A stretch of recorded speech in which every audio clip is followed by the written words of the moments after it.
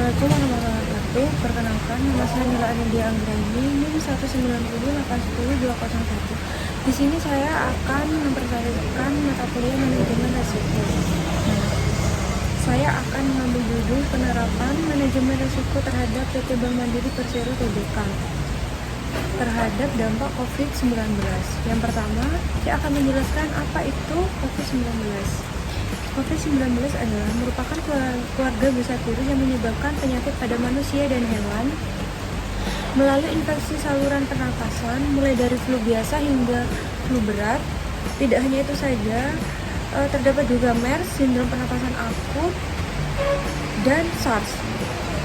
Coronavirus jenis baru yang ditemukan pada manusia sejak kejadian ini sangat luar biasa karena banyak yang mengalami COVID-19 disebabkan oleh SARS-CoV-2 yang termasuk dalam keluarga besar coronavirus yang sama dengan penyebab SARS pada tahun 2003.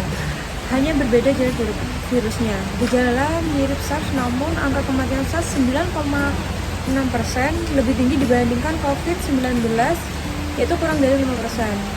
Walaupun jumlah COVID-19 jauh lebih banyak dibanding SARS, COVID-19 juga memiliki penyebaran yang lebih luas dan cepat ke beberapa negara.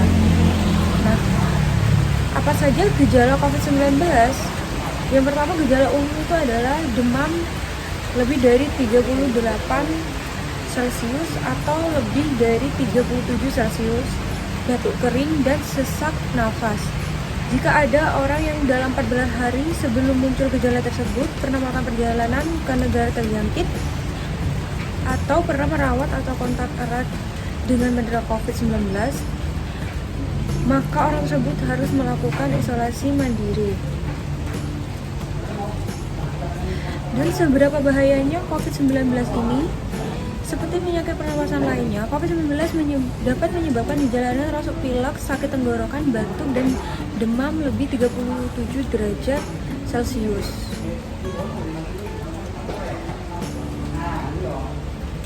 Tapi rata-rata orang yang terkena COVID itu ada juga yang tidak ada gejalanya. Namun bagi orang yang berusia lanjut dan orang-orang dengan kondisi medis yang sudah ada sebelumnya seperti diabetes, tekanan darah tinggi, dan penyakit jantung, mereka biasanya lebih rentan untuk menjadi sakit parah. Dengan perkembangan saat ini, lebih dari 50% kasus konfirmasi telah dinyatakan membaik dan angka kesembuhan akan terus meningkat. Mengambil spesifik yaitu di perusahaan Bank Mandiri. Sebagaimana Bank Mandiri sudah terkenal di Indonesia sebagai bank yang paling sejahtera dan paling menarik. Nah, di sini saya akan menjelaskan tentang sejarah atau latar belakang Bank Mandiri.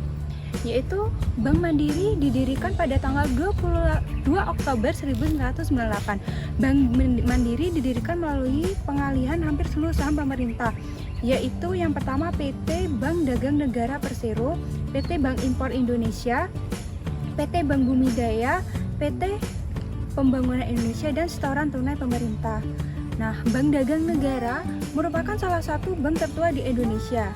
Sebelumnya, Bank Dagang Negara dikenal sebagai Bank Dagang Batavia yang didirikan di Jakarta tahun 1857.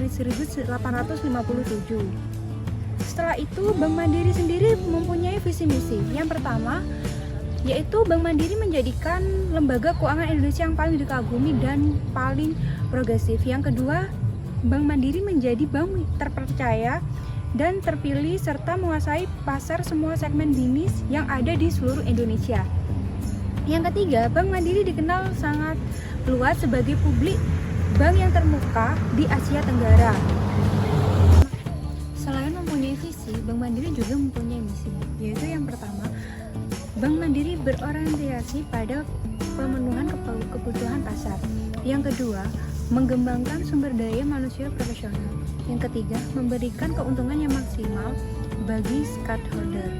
Yang keempat, melaksanakan manajemen terbuka. Dan yang kelima, peduli. Pada tahun 2020, Bank Mandiri harus menerapkan manajemen resiko terhadap dampak COVID-19, yaitu Bank Mandiri harus mematuhi peraturan pemerintah. Selain itu, Bank Mandiri juga melakukan restrukturisasi kredit terhadap debitur perseroan yang terdampak pada pandemi COVID-19, yaitu merupakan salah satu fokus dari strategi Bank Mandiri plat merah ini tahun ini. Selain melakukan restrukturisasi, Bank Mandiri juga memiliki dua strategi lain dalam menjalankan bisnisnya di tengah pandemi ini, yaitu melakukan efisiensi internal dan tumbuh selektif pada sektor yang tidak terdampak COVID. Hingga 7 Juni 2020, Bank Mandiri telah menyetujui restrukturisasi kredit terhadap debitur terdampak COVID-19 sebanyak 404.000 dengan jumlah bagi debit kredit sebesar 99 triliun.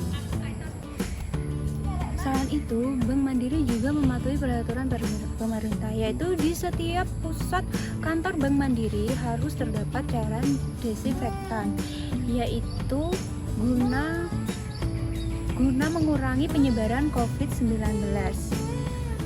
Dan tidak hanya itu saja, jika masyarakat ingin memasuki Bank Mandiri, masyarakat harus wajib memakai masker dan membawa hand sanitizer.